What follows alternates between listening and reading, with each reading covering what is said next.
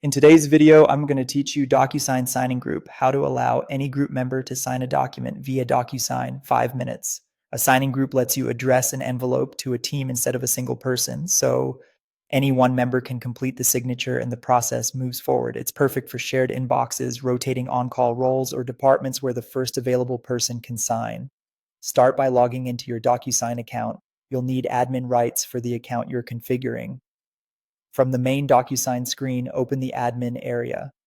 In the admin dashboard, look for the users and groups section, then choose groups. This is where you'll create and manage the teams that can act as a single recipient.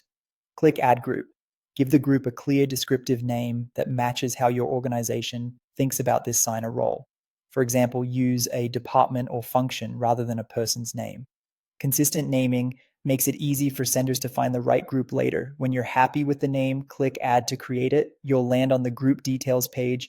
Choose Assign Users to add people who are allowed to sign on behalf of this group. In the user list, select the teammates you want included. Add only users who are authorized to sign for that role, and remember you can come back here anytime to update membership as staffing changes. When finished, click Assign to confirm.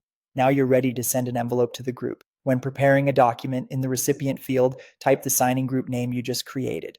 Docusign will match the name so you can address the envelope to the group instead of an individual. Set your signing order if there are other recipients and place the needed fields on the document as usual. Once any one member of the group opens the envelope and signs, that requirement is considered complete for the group's role. Other group members will see that it's finished and won't be prompted to sign. This keeps your process moving without waiting on a specific person. A few quick tips as you use this. Test the flow with a non-sensitive document to confirm notifications and signing order. Keep group membership current so the right people receive invites. And if you don't see groups in admin, check your permissions or plan settings.